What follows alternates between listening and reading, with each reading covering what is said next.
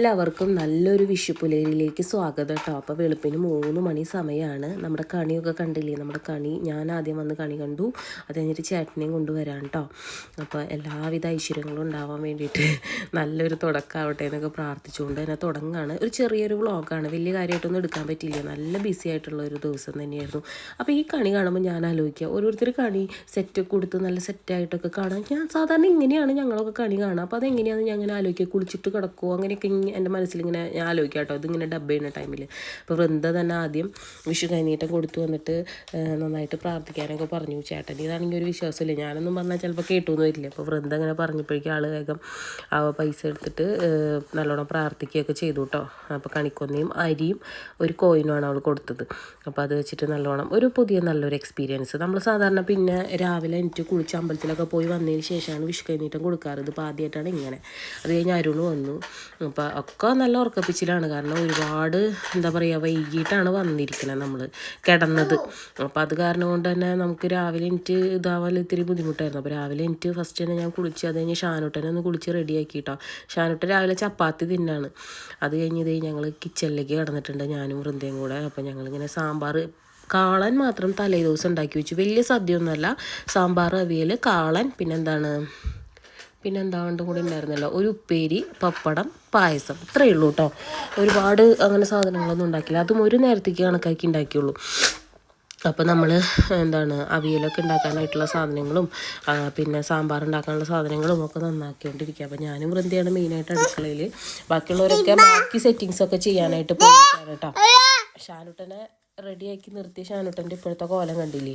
അപ്പോൾ അതാണ് ഷാനുട്ടൻ്റെ കോലം. അപ്പോൾ അതേ കറികളൊക്കെ ഏകദേശം സെറ്റാവാറായിട്ടുണ്ട്. ഇനി സാമ്പാറും മാത്രമേ വെക്കാനുള്ളൂ. അവിയലിനുള്ള കഷ്ണങ്ങൾ നുറുക്കി വെച്ചിട്ടുണ്ട്. ബാക്കി ഒരുവിധം ചോറ് സംഭവങ്ങൾ ഒക്കെ ആയിട്ടുണ്ട് കേട്ടോ. അപ്പോൾ എന്തായാലും ഇങ്ങനെ വലിയ സദ്യയിൽ ഇങ്ങനെ ചെറുതായാലും വീട്ടിൽ തന്നെ വെക്കണം എന്നാട്ടോ എൻ്റെ ആഗ്രഹം. ഷാനുട്ടനെ നോക്കണതിൻ്റെ ഇടയിൽ അളിയന്മാർ 2 പേരും കൂടെ ചെറുതായിട്ടൊന്ന് രാവിലെ തുടങ്ങി വെച്ചിട്ടുണ്ട്. അപ്പോൾ അഞ്ച വന്നു, അവൾ കുറച്ച് സാധനങ്ങൾ അങ്ങനെയൊക്കെ മേടിക്കാൻ പോയേക്കായിരുന്നു. അപ്പോൾ അത് കഴിഞ്ഞിട്ട് അവൾ വന്നു, പപ്പടം കാച്ചിട്ട് പായസം അടുപ്പത്ത് കേട്ടോ. അപ്പോൾ നമ്മളിങ്ങനെ വെയിറ്റിംഗ് ആണ്. ഇച്ചിരി ലേറ്റ് ആയിട്ടാണ് തുടങ്ങിയത്, 1-2 പേരൊക്കെ വരാണ്ടായിരുന്നു ഡ്യൂട്ടിയും കാര്യങ്ങളൊക്കെ ആയിട്ടേ. അപ്പോൾ സനീബ്, വൃന്ദ, ചേട്ടൻ, അരുണ്, ഇവർ 4 പേര് മുകളിലായിരുന്നു, ഞങ്ങൾ താഴെ ഇരുന്നു. അപ്പോൾ ഷാനുട്ടനെ ഒരു വിഷു അറ്റയറൊക്കെ ആക്കാമെന്ന് വിചാരിച്ചതാണ്. ഇത് അവൻ്റെ മാമൻ്റെ ഹൽദിക്ക് എടുത്ത ഡ്രസ്സാണ് കേട്ടോ. പക്ഷേ അവനിപ്പോഴും പാകമാണ്, അവൻ വണ്ണം വയ്ക്കില്ല, അവൻ ഹൈറ്റ് വയ്ക്കുന്നതുകൊണ്ട് തന്നെ അവനിപ്പോഴും നല്ല പാകമാണ്. അപ്പോൾ ഞങ്ങളിതൊക്കെ ഇട്ട് മാമനാണ് ഡ്രസ്സൊക്കെ ഇടിക്കുന്നത്. എനിക്ക് അവിടെ ചെന്നാൽ നല്ല ഒരു റിലാക്സേഷനാണ്, ഒക്കെ ആരെങ്കിലും കേട്ട് ചെയ്തോളും. അത് പലരായിട്ട് ചെയ്യുന്നതുകൊണ്ട് ആർക്കും ഒരു മടുപ്പും തോന്നില്ല കേട്ടോ.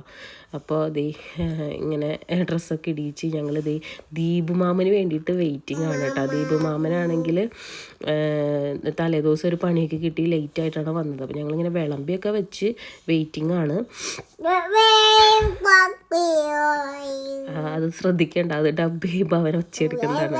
അപ്പോൾ ഷാനുട്ടനാണെങ്കിൽ ഇത് വിളമ്പിയിട്ട് വേണം അതിലേക്ക് അറ്റാക്കുന്നുള്ള മട്ടിലാണ് ഇരിക്കണം. അപ്പോൾ ഇവനൊരാൾ പിടിക്കണം, ഇവനൊരാൾ പിടിച്ച് ഇവനെ ഫുഡ് കൊടുത്തതിന് ശേഷമാണ് നമുക്ക് കഴിക്കാൻ പറ്റുള്ളൂ. അല്ലെങ്കിൽ നമ്മളിങ്ങനെ ഇരിക്കലുണ്ടാവുള്ളൂ. ഇവന് ഒന്നാമത് നിലത്ത് വെച്ചൊക്കെ കഴിക്കുമ്പോൾ ആൾ വന്ന് ഓടും. ആൾക്കാണെങ്കിൽ ഓടുമ്പോൾ ഒരു ബെല്ലും ബ്രേക്കും ഒന്നും ഇല്ല കേട്ടോ. അപ്പോൾ ഞാൻ ആദ്യം തന്നെ ഫസ്റ്റ് അവന് കൊടുക്കാം കേട്ടോ. അവന് കൊടുത്ത് അവൻ്റെ വയറ് ഒന്നാമത് 2 മണിയായി ഉണ്ടായിരുന്നു. അവൻ്റെ വിശപ്പ് മാറിക്കഴിഞ്ഞാൽ പിന്നെ എനിക്ക് പകുതി സമാധാനമായി. അപ്പോൾ അവൻ ഇലയിലൊക്കെ വെച്ച് കഴിക്കും. പക്ഷേ ഈ കാർപ്പറ്റൊക്കെ ഉള്ളത് കൊണ്ട് നമ്മൾ ഒരുപാട് വൃത്തികേടാക്കാൻ പറ്റില്ല. അപ്പോൾ അത് കാരണം കൊണ്ടാണ് ഞാൻ വാരി കൊടുക്കുന്നത്. നമ്മുടെ നാട്ടിൽ ടൈലിലൊക്കെ അതിലിട്ടിരുന്ന് കഴിക്കുമ്പോഴൊക്കെ ഞാൻ പിന്നെ അവന് വെച്ച് കൊടുക്കാറുണ്ട്. കാരണം നമ്മൾ അടിച്ച് തുടയ്ക്കല്ലേ വേണ്ടത്, തുടയ്ക്കാനൊന്നും പറ്റില്ല.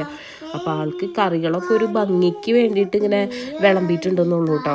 അല്ലാണ്ട് ആൾക്ക് അങ്ങനെ എരിവൊന്നും ആളധികം അങ്ങോട്ട് കഴിക്കില്ല. ആകെ KFC ചിക്കനും ഒക്കെ മാത്രമേ എരിവുള്ളത് ആൾ കഴിക്കുള്ളൂ. ഒരടവുകൾ. പിന്നെ നമ്മൾ പച്ചമുളകൊക്കെ ഇടുമ്പോൾ ഒരു പ്രത്യേക ഭയങ്കര എരിവല്ലേ. അപ്പോൾ അത് കാരണം കൊണ്ട് അങ്ങനെ അധികമൊന്നും കൊടുത്തില്ല. അപ്പോൾ ഞാൻ തൈരും പപ്പടവും കൂട്ടിയിട്ടാണ് അവന് കൊടുക്കുന്നത്. ബാക്കിയൊക്കെ ഒരു ഷോ ആണ്. അത് കഴിഞ്ഞ് അവൻ എനിക്ക് പോയി കഴിയുമ്പോൾ ആ ഇലയിൽ തന്നെ ഞാനും ഫുഡ് കഴിക്കുള്ളൂ കേട്ടോ. അപ്പോൾ അവന് ആദ്യം കൊടുത്തപ്പോൾ ആൾ കഴിച്ചില്ല. അത് കഴിഞ്ഞിട്ട് പിന്നെ ഇത്തിരി വെള്ളം തൈരൊക്കെ കൊടുത്തു കഴിയുമ്പോൾ ആൾ പിന്നെയും കഴിക്കും. ഇതാണ് ഞാൻ അവന് ഫുഡ് കൊടുക്കുമ്പോൾ ഉള്ളൊരു ടെക്നിക്ക്. അവൻ ആദ്യം കൊടുക്കുമ്പോൾ കഴിക്കില്ല, അപ്പോൾ ഞാൻ ഇത്തിരി വെള്ളം കൊടുക്കും. അപ്പോൾ ചിലപ്പോൾ ഒരു ഉരുള കഴിക്കും വെള്ളം കുടിച്ച് കഴിയുമ്പോൾ. അത് കഴിഞ്ഞ് അല്ലെങ്കിൽ തൈര് ഇടയ്ക്ക് വായിൽ വെച്ച് കൊടുക്കും. ഇതൊക്കെയാണ്, ഇങ്ങനത്തെ ഓരോ സൂത്രപ്പണിയിലാണ് ഞാൻ അവനെ ഫുഡ് കഴിപ്പിക്കണത്. അപ്പോൾ ഇത് കഴിഞ്ഞ് ഞങ്ങളെല്ലാവരും കൂടി ഇരിക്കുന്നുണ്ട്. ഞങ്ങളെല്ലാവരും കൂടി ഇരുന്ന് ഫുഡൊക്കെ കഴിച്ചു. അപ്പോൾ ഇതൊക്കെയായിരുന്നു വിഷു. അപ്പോൾ എല്ലാവർക്കും ഹാപ്പി വിഷു. ഇത്രയൊക്കെ എടുക്കാൻ പറ്റുള്ളൂ, പിന്നെ നല്ല തിരക്ക് തന്നെയായിരുന്നു. അപ്പോൾ ഇത്രയൊക്കെ ഉള്ളൂ.